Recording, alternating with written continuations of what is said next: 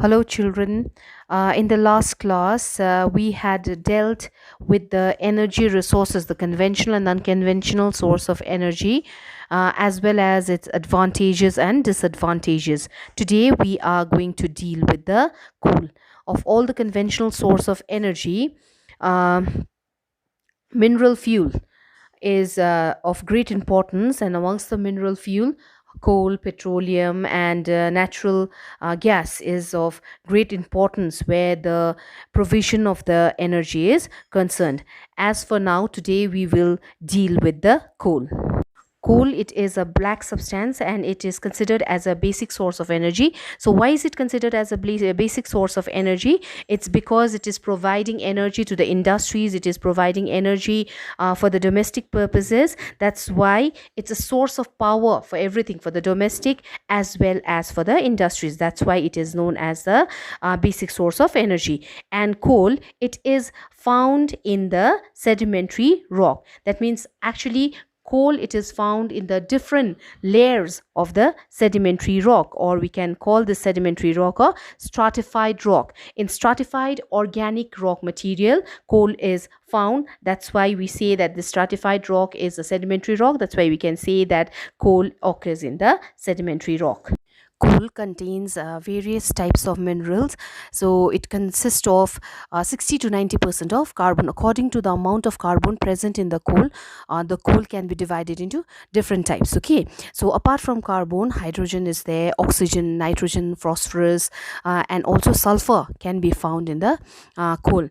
And it is formed due to the accumulation of vegetable matter in broad deltas. So coal, it is basically formed due to the accumulation or collection of the vegetable matter, especially in the swampy areas like the delta region, coastal plain, and the low-lying basins that are there the formation of coal takes place. So when the vegetable matters that has been accumulated in the swampy areas are subjected to great heat and pressure, and the heat and pressure, it is exerted because of the overlying sediments. Okay, the vegetative matter is there, on top of it the sediments are there. So because of the pressure of the sediments and the heat of the heat that has been generated, the underlying vegetative matter that is there, it gets converted into coal. Okay, so that is how the formation of coal takes place. So I have already told you earlier that according to the amount of the carbon content that is present in the coal can be divided into three types, that is anthracite, bituminous, lignite, and pit. Okay, anthracite, it is a very good quality coal and it consists of 90% of carbon. Then comes the bituminous, where there is the amount of carbon content is 75 to 80% of carbon content is present in this type variety of coal. Then lignite, where less than 50% of carbon is there. And pit, it is a very inferior quality of coal where there is very little amount of carbon. So these are the three types of coal. It is a very important form of energy. There are various uses as well as advantages of using the coal.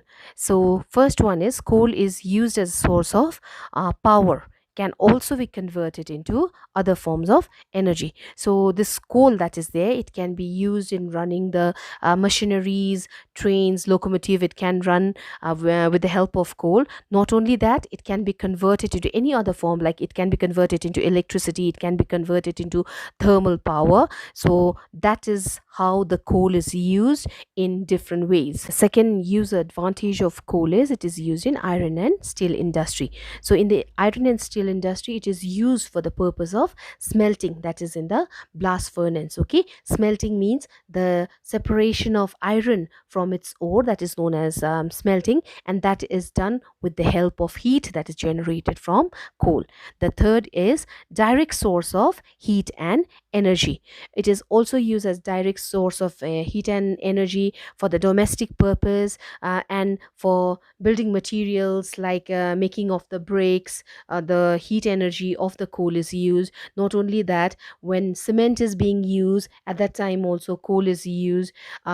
tiles when it is made. At the time also, the energy, heat energy of coal is being used. Last point is its byproduct like benzol, ammonia, etc. is very important. So when the coal is burned in a closed chamber in order to get the hard coke, at that time various byproducts like the benzol, ammonia gas, naphtha, phenol, tar, sulfur, all these things are released. So this all these byproducts that are there of coal, it is of great importance, where various other industries are concerned. Now we are going to talk about the disadvantages. First, disadvantages: calorific value of coal in India is low. So the coal that is found in India is of a medium and lower variety. So that way, the calorific value or energy generation value of the coal is very less. Second one is coal reserves are scattered. That means the coal reserves in India, it is scattered everywhere in different places. So that way, it's quite expensive to do the mining activities. So when mining activities is quite difficult, then the cost of production and cost of transportation is also there because it is scattered all over the place. So because of it, the production cost increases to a great extent.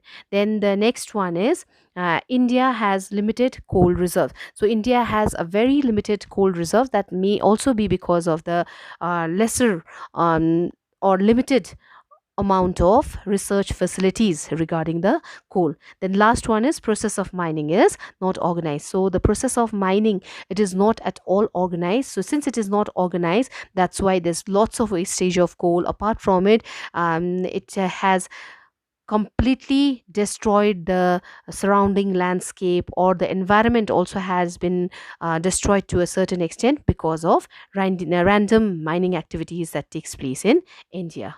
Now we are going to talk about the distribution of coal in India.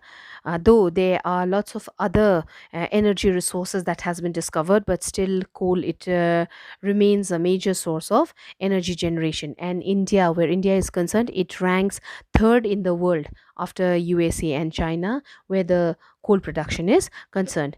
And the oldest coal field, it is found in Raniganj, okay, of West Bengal, and the largest it is found in Jharia of Jharkhand. So the coal field in India, it can be grouped into two categories. One is known as the Gondwana coal field. Second one, it is known as the tertiary coal field. So Gondwana coal field, it is a little over 200 million years ago. That means Gondwana coal field, it is the older coal field, and the tertiary coal field, it is the newer coal field, which has been formed at the later age, that is 55 million, round about 55 millions years ago.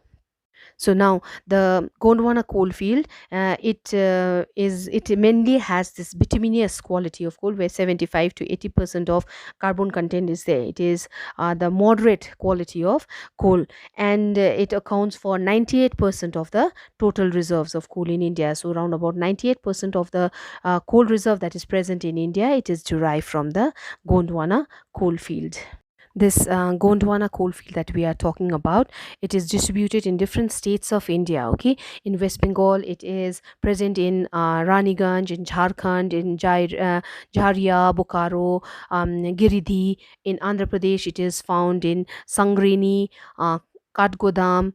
And in Chhattisgarh, it is found in Tatopani, Korba, Rampur. In Maharashtra, in Kamti, Umrer, Wardha, all these places are there. Apart from that, in Madhya Pradesh, Pench Valley, Sahdol, in Orissa, Talcher, Sambalpur. So these are the various places where Gondwana coal can be found. Let us now talk about the tertiary coal field. Okay, this coal field, it is newer and younger than the Gondwana coal field, and it has this lignite and pit variety of coal. That means they have very less amount of carbon content, so it is considered to be a poor quality of coal. And they are basically found in Kashmir, that is in Riyasi in Kashmir, Assam, Lakhimpur in Arunachal Pradesh, Namchik in Arunachal Pradesh, Nagaland, Borjan and Thien San in Nagaland. In Meghalaya, West Dharangari, Balpak in Rajasthan, in Pallu, and in Tamil Nadu, various places of Tamil Nadu,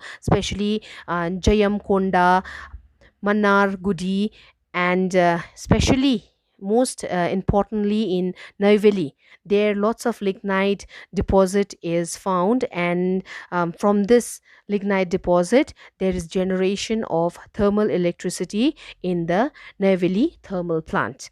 So this is all for today, girls. We will be dealing with petroleum and natural gas in the coming presentation. Till then, take care of yourself. Bye bye.